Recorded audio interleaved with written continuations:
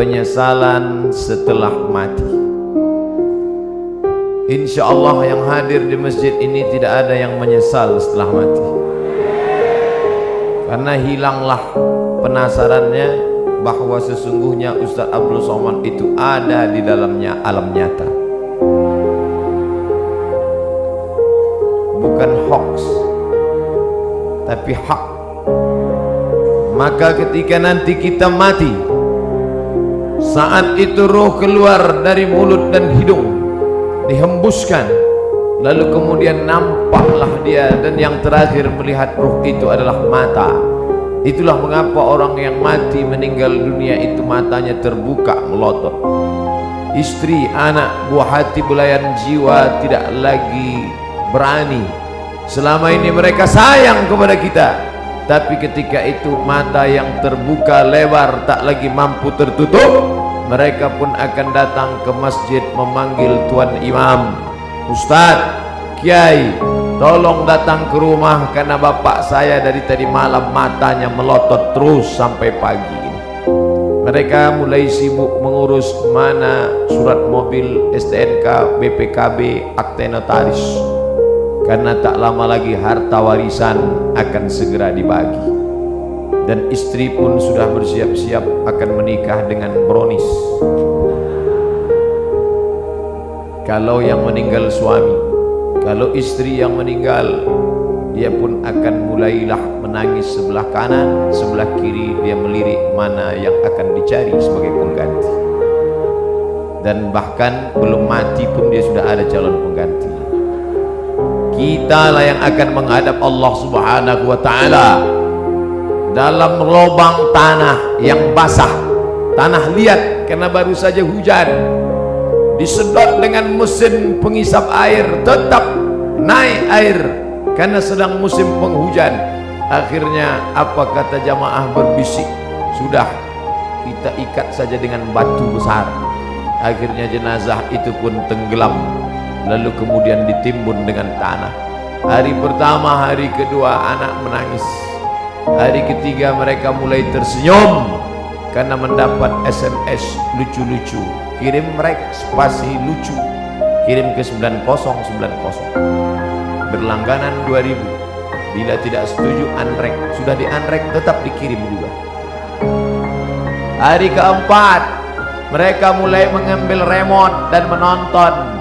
Istri tersenyum sendiri di kamar, anak tertawa sendiri di kamar masing-masing, karena mereka punya TV di kamar masing-masing. Dan tak lama setelah itu mereka pun mulai membuka laci mencari mana surat tanah, mana surat mobil. Mereka hari Senin mulai ke kantor Samsat untuk balik nama. Kenapa balik nama? Karena polisi tidak mau menangkap almarhum. Lalu apa yang dibawa menghadap Allah? Pada saat itulah orang mati itu akan berkata, ya Rabb, ya Allah, laula akhartani ila ajalin qarib, kalau engkau beri aku masa sedikit saja, tambah umurku sekejap saja ya Allah, apa yang akan kau lakukan? Fa as-saddaqa, aku mau bersodaqah, bukan soman, aku mau bersedekah. Laula akhartani ila ajalin qarib, kalau kau berikan aku waktu sekejap saja, aku mau bersedekah. Wa akum minas salihin, aku mau beramal saleh. Alhamdulillah, orang Jawa Barat rajin bersedekah, buktinya masjid yang besar ini. Nampaknya yang bersedekah tidak hadir di sini karena suaranya tidak besar. Kalau dia hadir pasti dia berkata, amin, itu sedekah saya. Tapi rupanya orang Jawa Barat tidak mau riak. Memang dia bersedekah tapi dia diam saja. Malah yang mengatakan amin itu tidak bersedekah sama sekali. Serba salah mendengar ceramah Ustaz ini.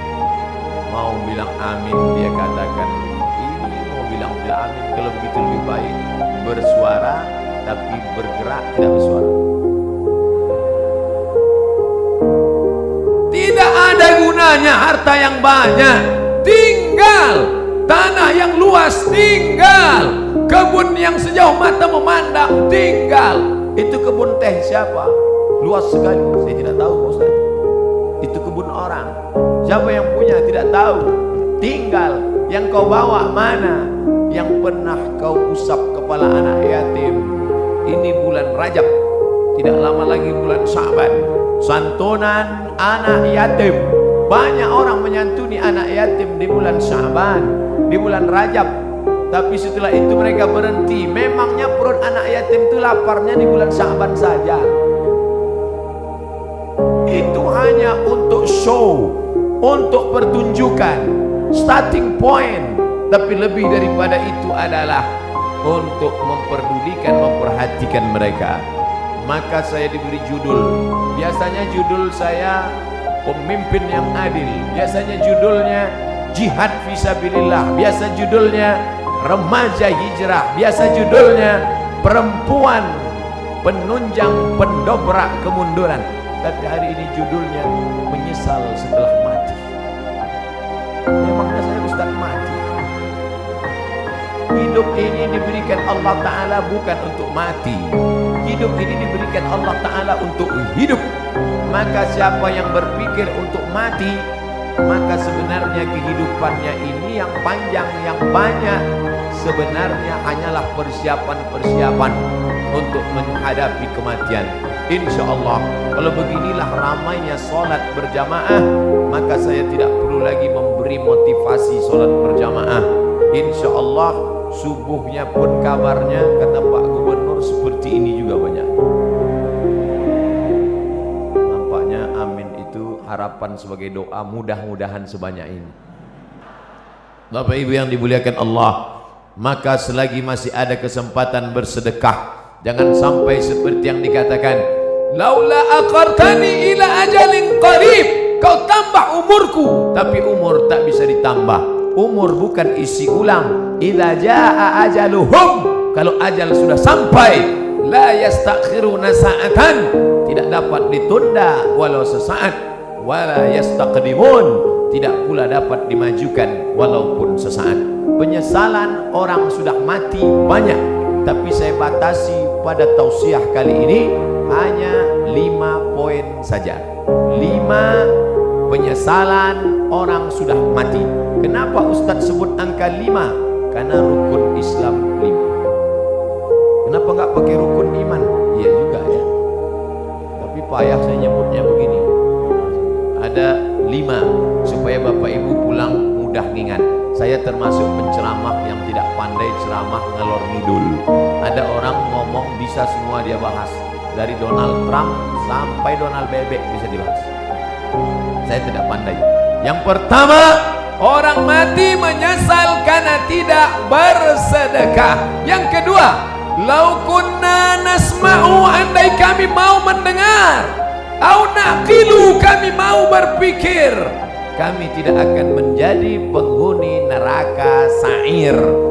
Ada neraka jahanam, ada neraka sakar, ada satu khusus neraka namanya neraka sa'ir. Dan itu ditempati hanya orang-orang spesialis, tidak mau mendengar pengajian. Dan masyarakat Bandung sudah selamat dari neraka sa'ir ini, insya Allah. Yang ketiga, siapa itu orang yang menyesal? Mereka yang terbaring di rumah sakit, di ruang ICU. Suara azan sayup-sayup masuk ke celah-celah jendela. Hayya 'alas shalah, menetes air matanya. Kenapa? Karena dulu waktu sehat, orang azan dia laga ikan cupang. Orang azan dia tetap main game online PlayStation, bahkan mengejek-ejek orang sholat. Hayya 'alas shalah,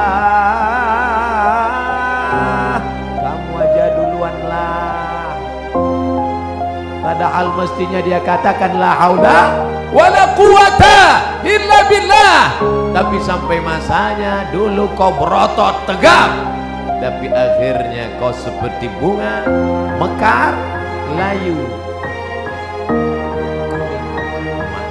Berapa Betapa banyak dulu yang melotot tegap, sebelah kiri tatu ular kobra, sebelah kanan singa. Sekarang begitu keriput kucing lainnya. Mana suaramu yang menggelegar dulu? Mana kumis tebalmu dulu? Nanti saya cerita kumis yang bagus terus. Mana badanmu yang tegap dulu? Yang tegap terus. Lalu yang mau saya omongin apa? Tidak ada, keperkasaan hilang, tak bermakna. Tapi kalau pernah kau bawa kakimu ke masjid solat berjamaah, wa naktubu ma qaddamu wa asarahum, kami tulis langkah-langkah tapak kaki mereka. Setiap langkah pertama mengangkat derajat, langkah kedua menghapuskan dosa, langkah ketiga menghapus dosa, langkah keempat mengangkat derajat. Ini orang-orang yang di atas ini kenapa derajatnya naik? Karena mereka berjalan kaki datang ke masjid. Karena jalan kaki itulah terlambat maka naik ke atas. Tapi ada orang-orang yang menyesal di akhirat. Kenapa? Bolak-balik teriakan Allahu Akbar, memanggil tapi dia tidak mau datang. Allahu Akbar, Allahu Akbar. Yang disalahkannya malah imam. Kamu kenapa enggak ke masjid? Imamnya lagunya terlalu slow. Akhirnya datang imam metal, Allahu Akbar, Allahu Akbar. Tetap juga dia tidak datang. Kenapa? Karena memang hanya mencari-cari alasan. Beragama mencari kebenaran, bukan mencari pembenaran. Tapi cerita masalah sholat berjamaah di Jawa Barat, mubazir. Cerita masalah sholat berjamaah di Bandung, mubazir. Bandung lautan jamaah, ramai melimpah ruang.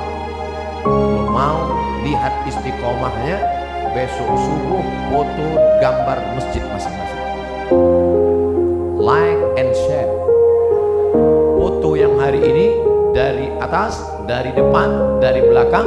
Besok subuh foto juga, lalu besok buatkan gambar banding sebelum setelah. Ustadz ini mengkerdilkan kami? Tidak, ini negerinya para ulama. Banyak ulama-ulama, kiai-kiai, ulama besar datang dari sini. Maka insya Allah kita diberikan istiqomah solat berjamaah ini insya Allah. Laki-laki yang solat berjamaah itulah laki-laki yang soleh. Sedangkan laki-laki solat di rumah, laki-laki solehah. 4. Siapa yang menyesal? Orang menyesal nanti mati ketika hidupnya la yadkhulul jannah, tidak masuk surga. Siapa itu? Qati'ur rahim, orang yang memutus tali silaturahim. Alhamdulillah kita sambung tali silaturahim. Subuh ketemu, zuhur ketemu, asar ketemu, maghrib ketemu, isya ketemu. Loh, kok ketemu terus sama ente di masjid ini? Nah, saya tinggal di sini, rumah saya dekat dari sini. Alhamdulillah. Tapi ada orang yang rumahnya jauh, tetap istiqomah ke masjid. Di Mesir, di tepi-tepi dinding masjid disediakan kursi. Kursi 2, 5, 3, 4. Untuk apa? Orang-orang yang tua dibawa oleh anaknya dengan kursi roda, didudukkan. Qad qamatis salatu, qad qamatis salah. Allahu Akbar, Allahu Akbar. La ilaha illallah. Mereka mesti dibawa bersilaturahim.